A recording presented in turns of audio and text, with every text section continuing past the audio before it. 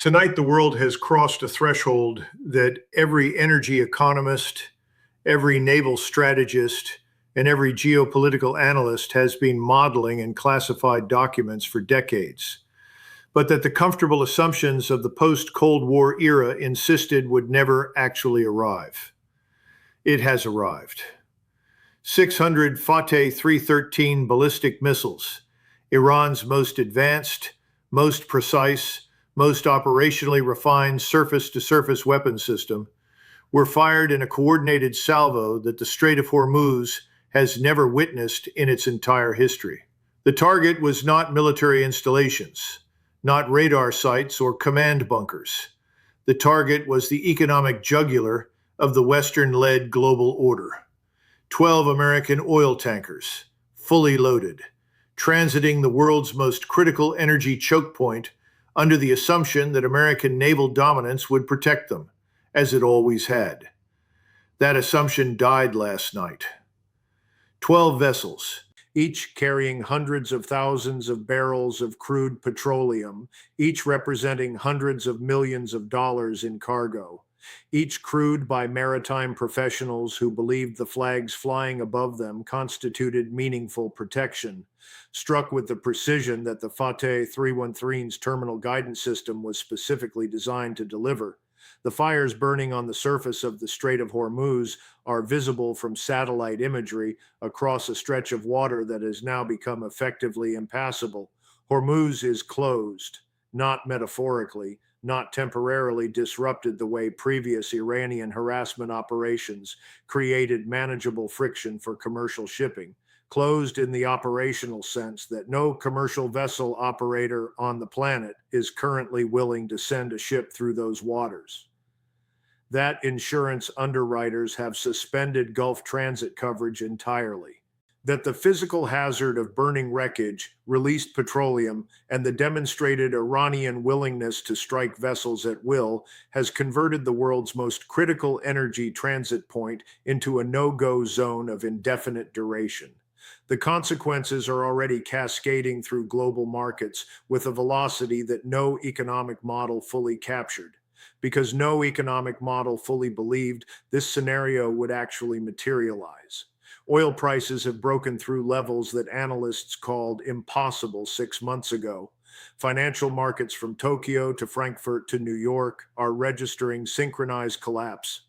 And in Washington, an administration that built its entire regional posture on the premise of restored deterrence is confronting the most comprehensive strategic failure of any American administration in the Middle East since the Iranian Revolution itself. The word collapse is not hyperbole. It is the most precise available description of what is happening to American strategic credibility in this theater at this moment. What exactly did 600 Fateh 313 missiles do to 12 oil tankers in the Strait of Hormuz? Why was the American naval presence unable to prevent it? What does this weapon system represent in terms of Iranian strategic investment? How has Washington responded? And what does a world look like in which Hormuz is closed not for days, but for weeks or months, while the global economy absorbs a supply shock that no modern energy market has ever actually experienced? Those are the questions that demand unsparing strategic analysis. War scope analysis will provide them. If you are watching this because you understand that the mainstream narrative is managing your perception rather than informing it, hit like, subscribe, and join the conversation in the comments. To understand what 600 Fateh 313 missiles did to 12 American oil tankers, you must first understand the geometry of the engagement, because the geometry explains everything about why the American naval presence that was supposed to prevent exactly this scenario was unable to do so. The Strait of Hormuz at its narrowest point is approximately 33 kilometers wide. Through that 33-kilometer channel, at any given moment, there are dozens of vessels, tankers, container ships, naval vessels, navigating the designated traffic separation schemes that organize commercial transit through one of the most congested maritime choke points on the planet. The tankers targeted last night were operating in exactly the formation that the traffic separation scheme requires: identifiable, trackable, moving at the predictable speeds that fully loaded supertankers maintain, following courses that Iranian maritime surveillance had been monitoring for days. The Fateh 313 is not a weapon designed for this mission last week. It is the product of a sustained Iranian ballistic missile development program iterating on the Fateh family of short-range ballistic missiles for over 2 decades, with each successive variant incorporating improved propulsion, improved accuracy, and improved terminal guidance that has progressively narrowed the gap between ballistic missile delivery and precision-guided munition delivery. The 313 variant represents the current apex of that development arc. Its range of approximately 500 kilometers means that launch platforms positioned deep within Iranian territory, well beyond the reach of any immediate American counter-response, can engage targets throughout the entire Strait of Hormuz and across the broader Persian Gulf. Its circular error probable has been refined through successive testing to a figure that makes it genuinely capable of hitting a specific vessel in a specific location rather than simply saturating a geographic area and hoping for statistical results. 600 of them were fired in a coordinated salvo architecture designed with one explicit objective: overwhelming the layered American naval air defense systems operating in the strait. The USS Abraham Lincoln Carrier Strike Group, the Arleigh Burke-class destroyers providing escort and area air defense, the Aegis combat systems running continuous threat tracking across the electromagnetic spectrum, all of these were active. All were performing their designed functions, and all were collectively insufficient to intercept the volume of simultaneous inbound threats that the salvo generated. The mathematics of missile defense against a salvo of this size are unforgiving. An Arleigh Burke-class destroyer carries a standard missile inventory sufficient to engage a meaningful number of simultaneous inbound threats, but not 600.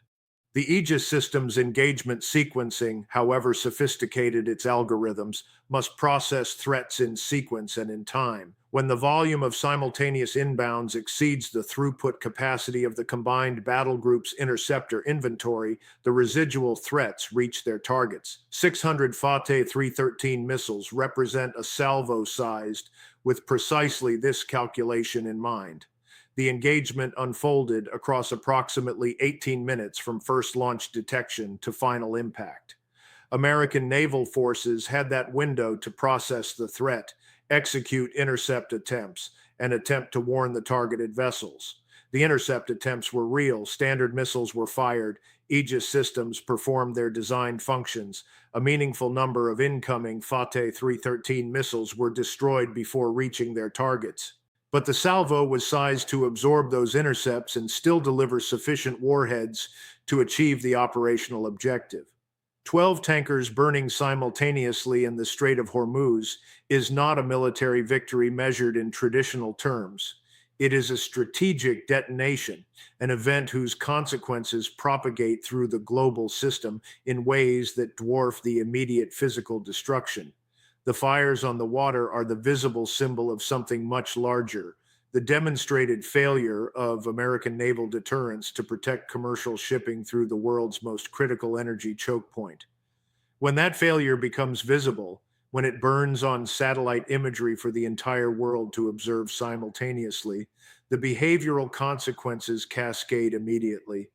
Every commercial vessel operator with ships anywhere near the Gulf made the same decision within hours: divert, delay, suspend.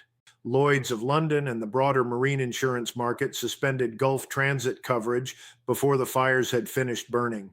Hormuz closed not by Iranian decree, not by naval blockade in the traditional sense, but by the operational reality that Iran had demonstrated the will and the capability to destroy vessels transiting it. The 600 Fateh 313 missiles fired last night represent the most visible operational deployment of a capability that Iran has been developing and concealing with extraordinary strategic discipline across 3 decades.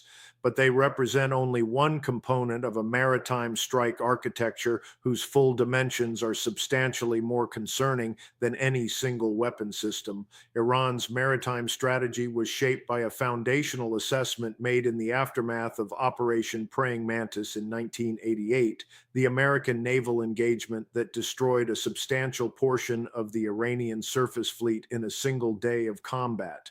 The lesson drawn by Iranian strategic planners was not that Iran needed a better surface fleet.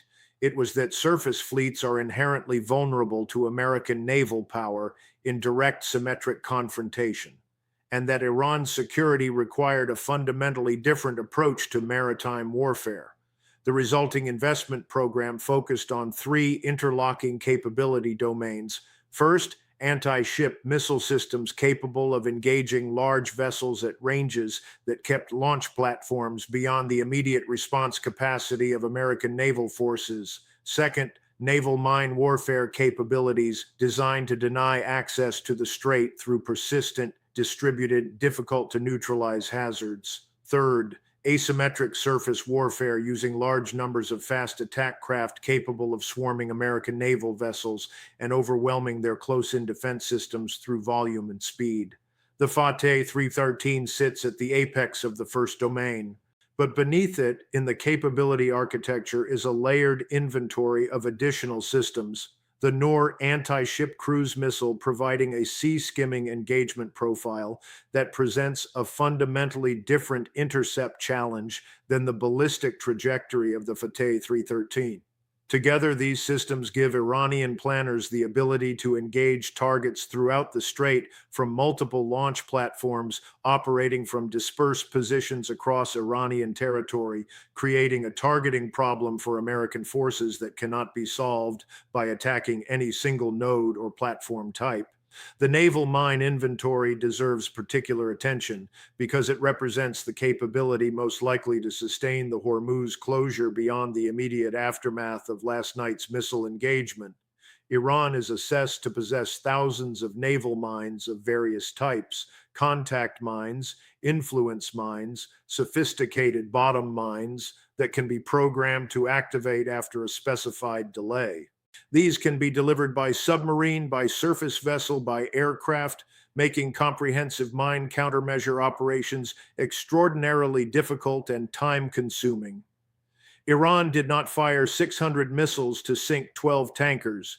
It fired 600 missiles to demonstrate that it could, to activate the broader maritime denial architecture that the missile strike inaugurated, and to force the global shipping industry and the American political system to confront a strategic reality that deterrence rhetoric had been papering over for years. There is a specific quality of institutional panic that distinguishes itself from ordinary crisis management. It is visible in Washington tonight in a way that experienced observers of American strategic behavior will recognize immediately. It is not the panic of surprise. American strategic planners knew Iran possessed the capability to execute an operation of this kind.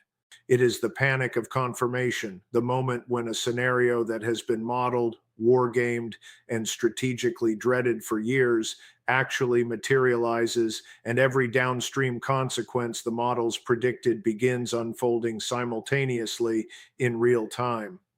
The immediate military response options available to the administration are real but deeply constrained. Option 1, direct military strikes against Iranian missile launch infrastructure, confronts the fundamental problem that the Fateh 313 batteries are mobile, dispersed across broad Iranian strategic depth, and already repositioning following the engagement. Striking the launch positions that fired last night's salvo would destroy empty terrain. Striking the broader Iranian missile infrastructure would require a campaign of sufficient scale to constitute an act of war against the Iranian state, triggering the full spectrum of Iranian retaliatory options: attacks on American bases throughout the region, activation of the full Hezbollah military capability against Israel, Houthi escalation against Saudi and Emirati infrastructure. Option 2, deploying additional naval forces to escort commercial shipping, confronts the operational reality that 12 tankers were just destroyed despite the presence of a carrier strike group in the theater. Adding additional naval assets improves the intercept mathematics but does not solve them. A sufficiently large Fateh 313 salvo will overwhelm any realistic American naval presence in the confined waters of the Strait, and Iran has demonstrated both the inventory and the willingness to fire at that scale. Option 3, negotiating a framework for resuming commercial transit, confronts the political reality that an administration that has defined itself in opposition to engagement with Iran cannot pivot to negotiation in the immediate aftermath of the most devastating Iranian military action against American interests in the history of the relationship. None of these options is good. None of them is clean. Oil prices breaking through historic records is not an abstract financial event. It is a consumer price event that transmits to gasoline prices within days and to broader inflation metrics within weeks, hitting hardest the working class voters whose economic concerns most directly shape American electoral politics. The Federal Reserve is in emergency session. Treasury is coordinating with Strategic Petroleum Reserve Management to assess what release volumes are operationally possible. The answers being generated by those assessments are not reassuring. Allies in the Gulf are conducting their own emergency assessments, producing outcomes unfavorable to American interests. Saudi Arabia and the United Arab Emirates, whose own energy export infrastructure depends on Hormuz access and whose security arrangements with Washington rest on the credibility of American deterrence, are absorbing the strategic lesson of last night with the particular clarity of actors whose national survival is directly implicated.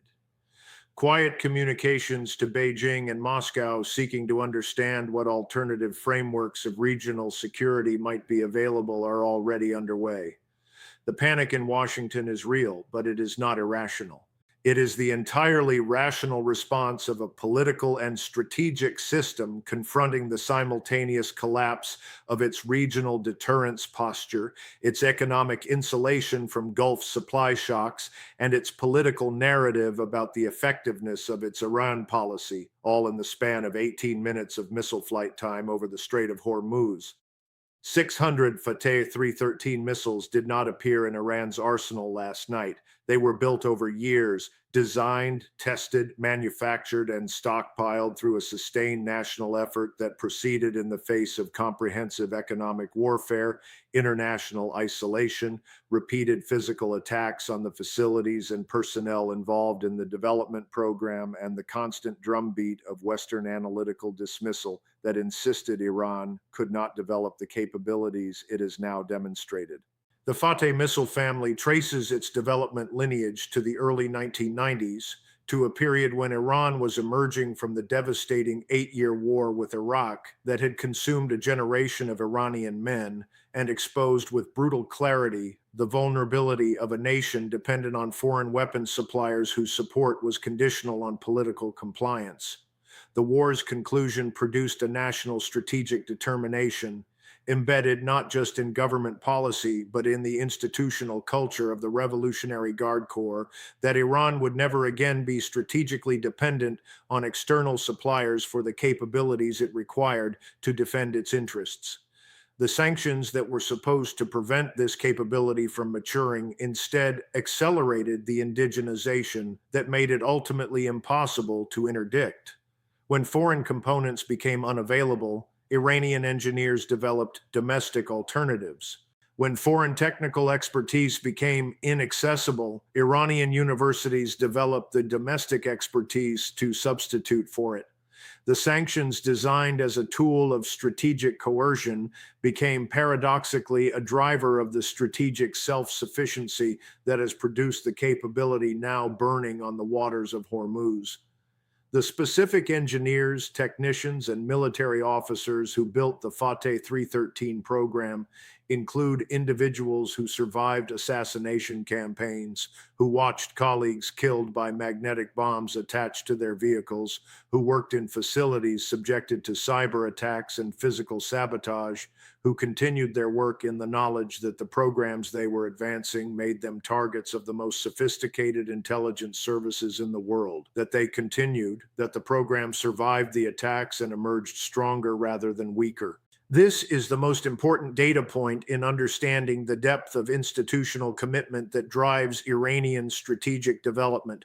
The will that built 600 Fateh 313 missiles cannot be targeted by any American weapon. It exists in institutions, in organizational cultures, in the accumulated experience of an engineering and military establishment that has been tested by sanctions, by sabotage, by assassination, and by war, and that has emerged from each test with its commitment to strategic self-sufficiency strengthened rather than weakened. Pull back from the burning tankers, from the emergency sessions in Washington, from the suspended insurance policies and the diverted shipping routes, and look at what a closed Hormuz actually means for the architecture of global order. 20% of globally traded petroleum transits the Strait of Hormuz on a normal day. The producing nations whose exports depend on Hormuz access, Saudi Arabia, Iraq, Kuwait, the UAE, Qatar, collectively represent a share of global oil supply whose sudden unavailability creates a supply shock with no modern precedent. The 1973 Arab oil embargo, the closest historical analog, was a political decision by producing nations to restrict supply. What is happening now is the physical denial of the transit route itself, a categorically different and more severe form of supply disruption. Europe, which has spent years managing energy security concerns generated by dependence on Russian natural gas, now faces a simultaneous petroleum supply disruption that its emergency reserve system was not sized to address at this duration and magnitude. Asian economies, Japan, South Korea, China, India, whose industrial output depends on petroleum imports that primarily transit Hormuz, are facing supply chain disruptions whose second and third order effects will be measured in GDP percentage points. Russia's position in this environment is one of extraordinary strategic windfall. As a major petroleum and natural gas producer whose export infrastructure is entirely independent of Hormuz, Russia is the immediate beneficiary of every dollar that oil prices rise. Moscow did not orchestrate last night's events. It did not need to. The strategic environment is delivering outcomes favorable to Russian interests without any Russian action. China's response is the most strategically consequential of any major power, because China is simultaneously the world's largest oil importer, a significant economic partner of Iran, and the power whose strategic competition with the United States gives it both the motive and the capacity to shape the resolution of this crisis in directions that advance its own long-term interests. Beijing's emergency diplomatic engagement in the hours following Hormuz's closure has been more active and more substantive than anything emerging from Washington. The offer of Chinese mediation, positioning Beijing as the indispensable diplomatic actor capable of bridging the gap between Tehran and the international community, is not altruism. It is the most sophisticated available deployment of Chinese strategic power in a moment when American strategic credibility has been maximally damaged. If China brokers the framework that reopens Hormuz, the strategic dividend in terms of regional influence, in terms of relationships with Gulf-producing states, in terms of the demonstration of Chinese diplomatic efficacy versus American deterrence failure, these are gains that will compound across decades. The multipolar world is not arriving gradually and in a managed way that allows the existing order to adapt incrementally. It is arriving in the flames of 12 burning tankers on the surface of a closed strait, in the emergency sessions of central banks and energy ministries across every continent, in the quiet conversations between Gulf states and Chinese financial institutions, in the revision of strategic assumptions in every capital that has organized its security policy around the premise of American deterrence. The old order assumed that no regional actor would close Hormuz because the consequences for the global economy, Chair, and therefore for the political sustainability of the actor that closed it, were too severe.